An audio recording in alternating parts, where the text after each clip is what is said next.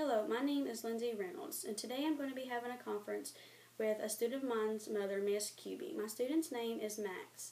Max has recently been diagnosed with Asperger's, and we have been having trouble with him in class from moving from one subject to the next. And we are going to talk today about how we can see about making progress to move him from one subject to the next.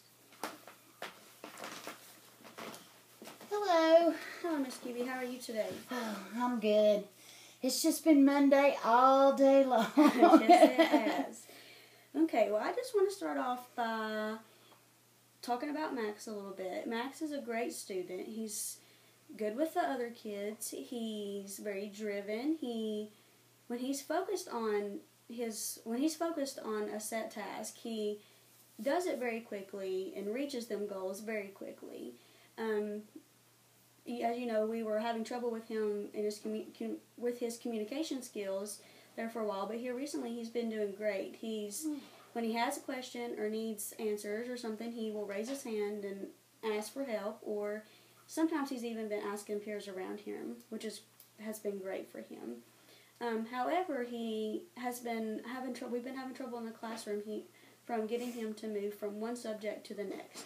When he's focused on something, he's not ready to move on until he's ready to move on. He doesn't move on when we would like for him to move on.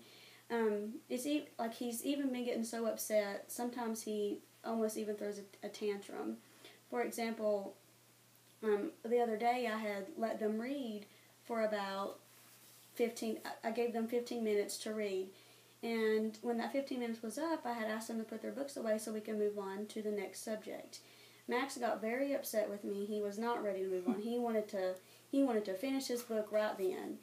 And so another example would be we were out on the playground, and they get 30 minutes of playtime after lunch every day. And when it was time to line up and come in, he was not ready to come in. He wanted to stay outside. And so it took me a few minutes to talk him into coming inside. But I was just wondering maybe if you have any examples of, or something you guys maybe do at home that I could help him make progress to where he does it at school and moves from one subject or activity to the next. Well, first, it's great to hear that he's communicating somewhat better. We have really worked on that at home with him, just setting up different scenarios to kind of play them out. To teach him what he needs to do and how he needs to behave and what he needs to ask. As far as his focus, he is very focused, as you can see, on what he's focused on. One thing that we use at home is we use a very strict schedule. And every morning we have the same schedule, get out of bed, change our clothes, come down for breakfast, brush our teeth, be in the car by a certain time. Just a very strict schedule. And the repetitiveness of that and just the structure seems to give him some control because he knows what to expect. He knows what's expected of him, and he knows what comes next. But I've seen the tantrums before. We eat pizza every Monday night, and one time the pizza parlor that we always get pizza from was closed, so we had pizza but from a different place, and that was very upsetting to him. And when he is focused and it's his way or the highway, more or less, he is not a happy camper. But I'm open to any suggestions that you may have. Okay, so you're saying maybe have a set schedule when we do things in class. Maybe once he gets there, maybe 8:30 start reading, and at 8:30 he knows we start reading at 8:30, and then maybe when 9 o'clock comes, maybe give him a small break, and then once we give him a break to maybe do something of his own choice, and then move on to math or the next subject that we need to do. So you think a set schedule is what's best? I think a set schedule just helps the organization, him knowing, him having some control, even though it's not his control, but Yeah. he knows what is expected, and just the repetitiveness of doing the same task over and over are like a comfort to him. It just makes him more comfortable. Okay. Well, I've wrote down a couple of ideas that may help that we could probably remove. I did write down the set schedule, but with the set schedule that I was thinking of, maybe set a timer to do each activity or subject that we may be doing. Set a timer for however long that we need to do that for, and then once that timer goes off, he can move on to the next thing. And then I've also wrote down maybe just 1 or 2 subjects a day, maybe not so much in one day, to kind of, so he's not constantly bam, bam, bam doing subjects back to back to back, and then just kind of change it up for the day. And also I've wrote down a goal-oriented system, so maybe like a sticker chart or something, so when he does what he's supposed to and completes his task, we reward him with a sticker.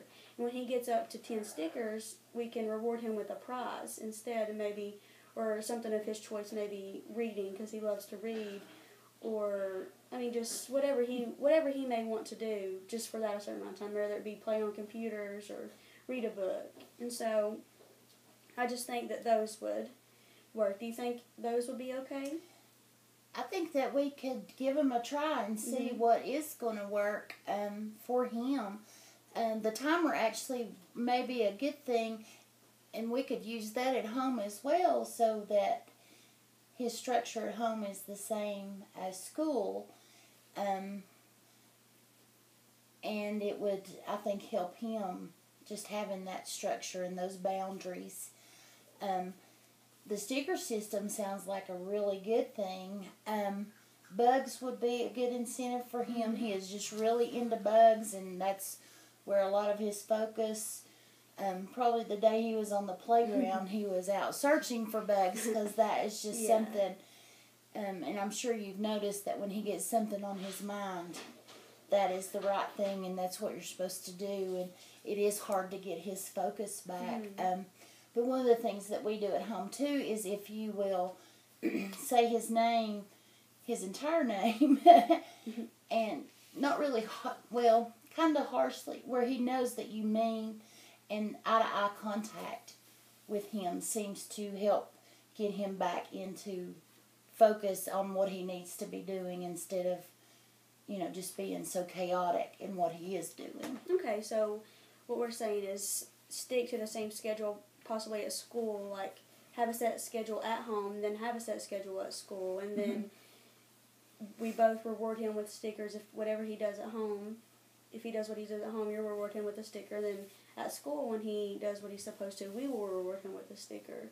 And so he's getting both at both places, and so he's not knowing that if he comes to school, he's not going to get it at home, or if he's at home when he comes to school, he's not going to get it. Okay.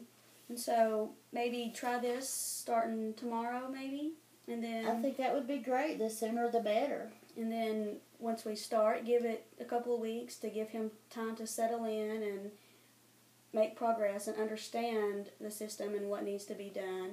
And then in a couple of weeks, we could come back for a follow-up meeting and see if he's made progress. If he's not made progress, if maybe we need to change a few things, just go back to what we were doing and try to change some things there. And if they work, then we'll stick to it. That sounds great. I do appreciate that you have a love for my Max that I have, and you see the good in him. Because I know sometimes it's frustrating and it's hard to see. Yeah. And sometimes I get frustrated and it's hard to see.